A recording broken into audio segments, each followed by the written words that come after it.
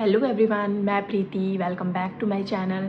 तो दोस्तों, आज के इस वीडियो में मैं ये बताऊंगी कि हमें प्रेगनेंसी में कौन से ऐसे 5 फूड हैं जो कि अवॉइड करने चाहिए। हमें ये 5 फूड नहीं लेना है, और अगर लेना भी है तो कितनी मात्रा में लेनी है, और हमें इसे क्यों अवॉइड करना चाहिए, और इसके रीजंस भी मैं आपको इस वीडियो में बताऊँगी।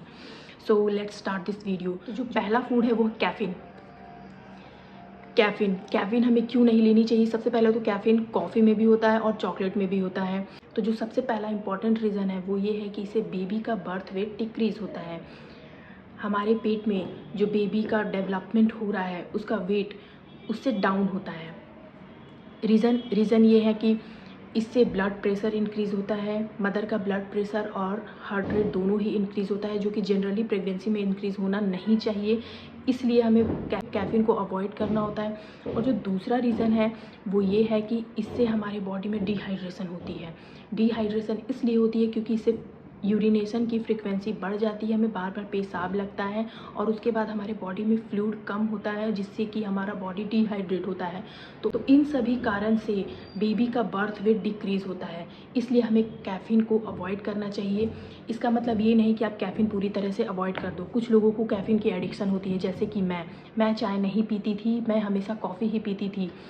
मैं शाम के टाइम में हमेशा 1 मग कॉफ़ी पीती थी भर करके। तो आपको करना ये है कि आप पूरी तरह से इसे अवॉइड ना करें। अगर आपको कॉफ़ी बहुत पसंद है, आप 200 milligrams caffeine we can consume each day. तो 200 मिलीग्राम्स ये हमारा 2 कप कॉफ़ी के बराबर हुआ। बेहतर होगा कि आप कैफ़ीन अवॉइड करें, और चॉकलेट भी आप खा सकते हो, but in a moderation level. So I hope कि दोस्तों कैफ़ीन का आपको रीज़न समझ में आ गया होगा कि हमें कैफ़ीन क्यों नहीं लेना चाहिए। और तो अब मैं बढ़ती हूँ दूसरे फूड की तरफ। तो जो दूसरा फूड है वो है पपाया एंड पाइनएप्पल। दोस्तों, आपने अपने डॉक्टर से भी सुना होगा कि हमें प्रेगनेंसी में 2 फूड अवॉइड करना चाहिए, वो है papaya and pineapple. Papaya and pineapple हमें पूरे प्रेगनेंसी में नहीं लेना चाहिए। वो चाहे वो पपाया कच्चा हो या पका हुआ हो, हमें कम्प्लीटली इन सभी को अवॉइड करना है। तो दोस्तों, अगर आप प्रेगनेंसी में पपाया और पाइनएप्पल कंज्यूम कर रहे हो तो उससे हमारी ब्लीडिंग हो सकती है, मिसकैरेज के चांसेस होते हैं, हमारा कॉन्ट्रैक्शन बढ़ सकता है, और इससे अर्ली लेबर भी होता है, मतलब कि प्री टर्म लेबर भी हो सकता है। तो इन दोनों के बहुत ही साइड इफ़ेक्ट्स हैं प्रेगनेंसी में, जो कि हमें कम्प्लीटली अवॉइड करना चाहिए। तो इसके साथ जो फिटस का डेवलपमेंट हमारे बॉडी के अंदर हो रहा है उसका ग्रोथ भी सही नहीं होता है, काफ़ी ही इम्पेयर डेवलपमेंट होता है। तो ये तो रहा इसका साइड इफ़ेक्ट। अब मैं बताती हूँ तीसरे फूड को जो कि हमें कम्प्लीटली अवॉइड करना चाहिए, वो है अनपेस्चराइज्ड डेयरी प्रोडक्ट्स। अनपेस्चराइज्ड डेयरी प्रोडक्ट्स में काफ़ी सारे बैक्टीरियाज होते हैं, जैसे कि सैल्मोनेला, लिस्टेरिया, कॉली एट्सेट्रा। ये क्या करते हैं कि हमारे बॉडी में बैक्टीरिया इससे एंटर होती है, और ये हमारे अनबॉर्न बेबी के लिए काफ़ी ही हार्मफुल है। इससे मिसकैरेज के भी चांसेस हो सकते हैं।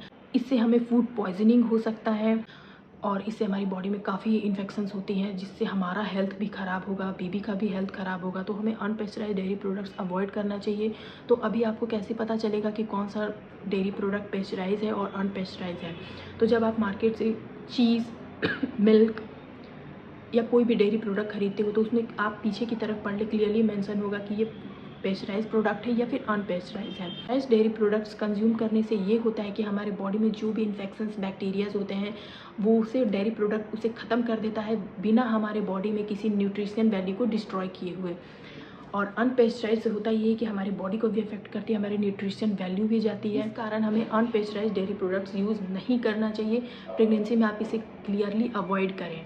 कच्चा दूध आपको नहीं लेना है, कोई भी कच्ची चीज़ें आपको प्रेगनेंसी में नहीं खानी है। उसे वेल कुक्ड करके अच्छे से यूज़ करके तभी हमें उसे खाना है। मैं बात करती हूँ चौथे फूड के बारे में जो कि हमें अवॉइड करना है प्रेगनेंसी में। वो है under cooked food, raw eggs, जैसे कि कच्चा अंडा, आधे पके हुए खाने।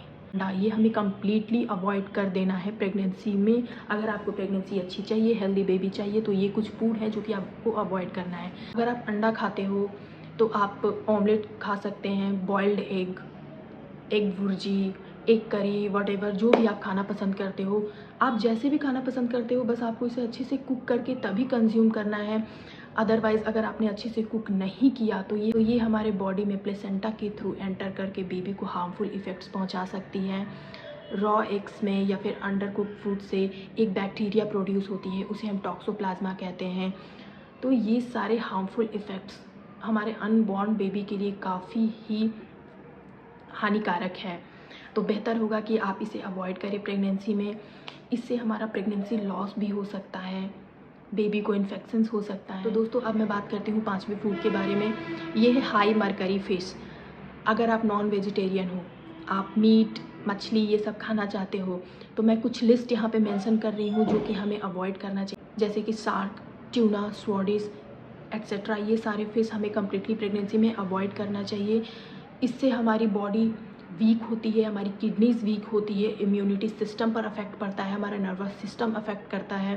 तो बेहतर होगा कि आप ये हाई मरकरी फिश अवॉइड करें प्रेगनेंसी में। कुछ ऐसी मछलियाँ होती हैं जिसमें हाई लेवल पर मरकरी होता है, जो कि बेबी के ब्रेन डेवलपमेंट के लिए काफ़ी ही हानिकारक है। तो अनबॉर्न बेबी के लिए आप इसे अवॉइड करें। इससे काफ़ी ही नुकसान होता है अनबॉर्न बेबी को। इससे भी प्रेगनेंसी लॉस हो सकता है, प्री मैच्योर बर्थ हो सकता है, मिसकैरेज के चांसेस हैं।